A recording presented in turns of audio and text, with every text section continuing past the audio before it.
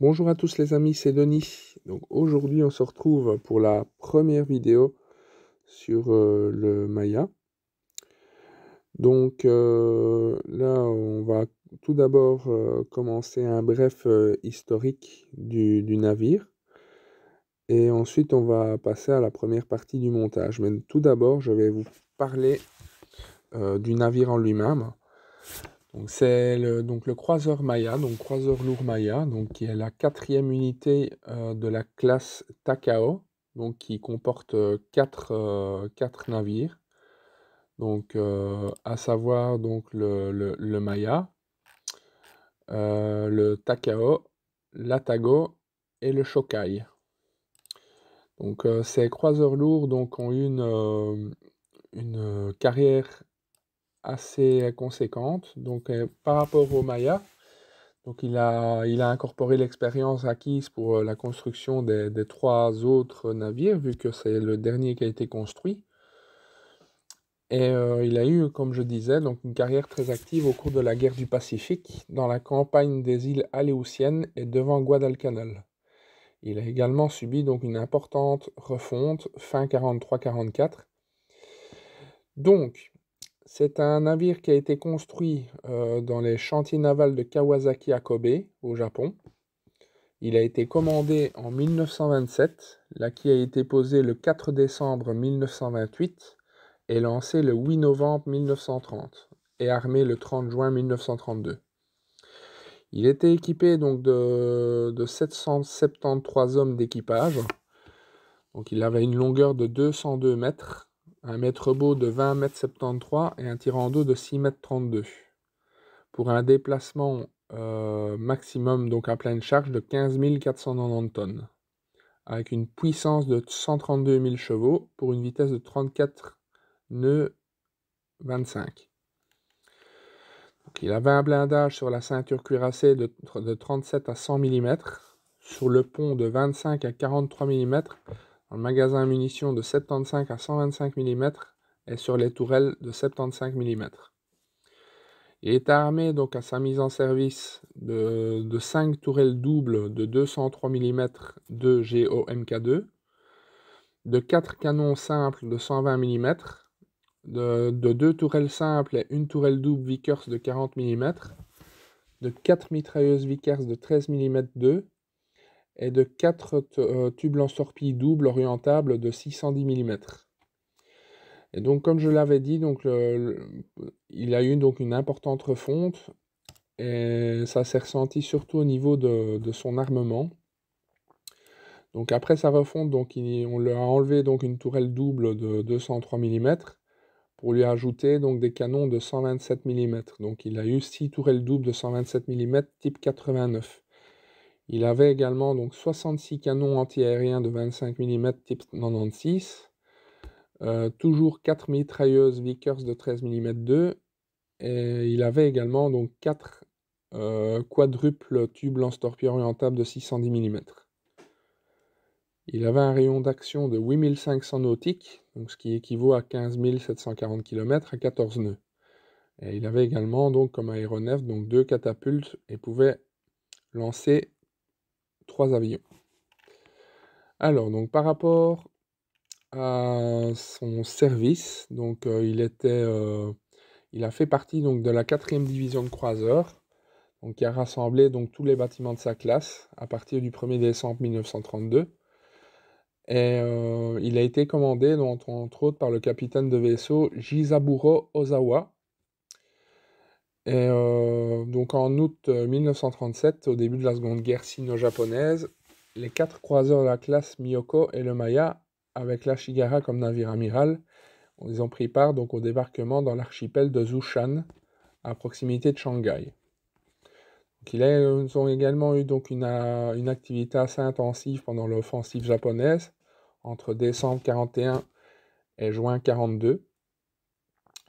Devant Guadalcanal également, donc entre août et novembre 42. Alors, il a également donc, participé à la bataille des îles du Commandeur dans le Pacifique Nord, au bombardement de Rabaul en novembre 43, au passage de Palawan en octobre 44. Euh,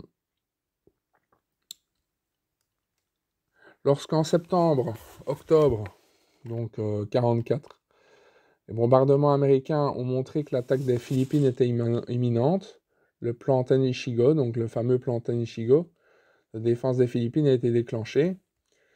Et donc le 18 octobre, la 4e division de croiseurs, comme je vous parlais précédemment, a appareillé au mouillage des îles Linga au sein de la force d'attaque de diversion numéro 1 du vice-amiral Kurita.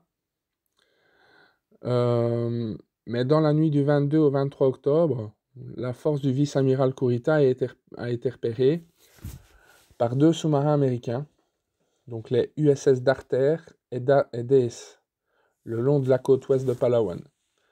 Le 23 octobre, vers 5h30, l'USS Darter a touché l'Atago par 4 torpilles. Le croiseur a coulé en 20 minutes. Les rescapés, donc parmi lesquels le vice-amiral Kurita, ont été repêchés par 2 destroyers. Le commandement de la force d'attaque de diversion numéro 1 est passé momentanément au vice-amiral Ugaki, qui a été le commandant de la première division de cuirassés, qui avait sa marque sur le Yamato jusqu'à ce que le vice-amiral Kurita eût pu prendre pied sur le cuirassé géant.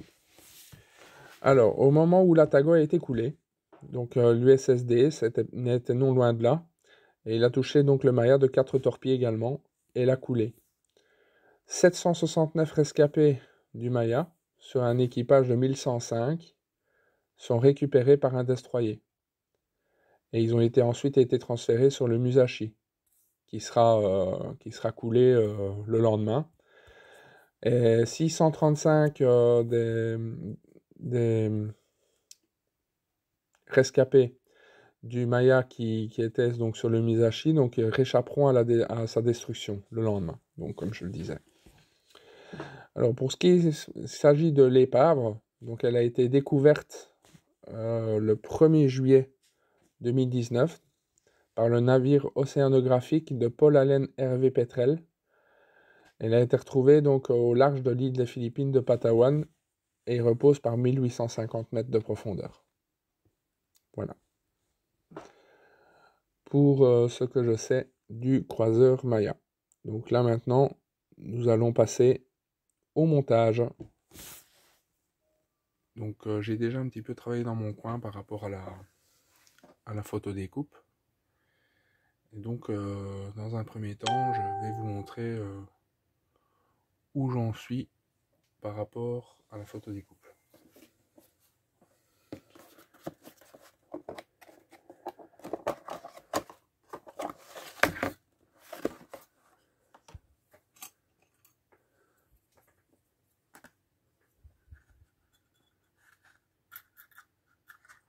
J'ai monté le pont d'envol, donc avec tous ces rails, et le pliage est déjà prêt. Il y a pas mal de pièces là-dessus. Tout est en photo découpe.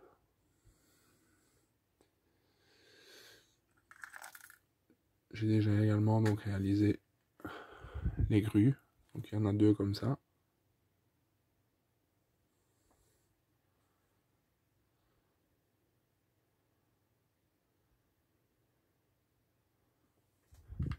Il y en a une comme ça.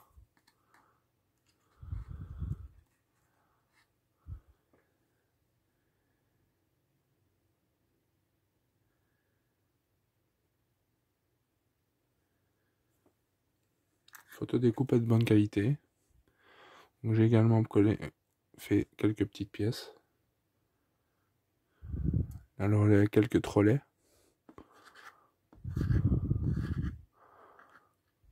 La pièce ici, je pense, c'est une pièce de mât.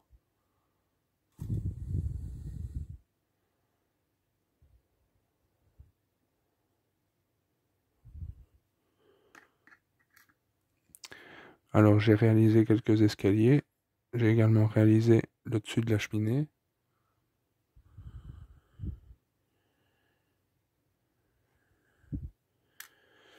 Et donc là pour l'instant, au niveau de la photo découpe, c'est tout. Par contre, je n'ai rien réalisé au niveau des pièces plastiques. Donc là maintenant, je vais préparer tout ce que j'ai besoin pour le montage pour le plastique. Et ensuite, on se retrouve pour le montage des pièces. Et à mon avis, ce sera en musique.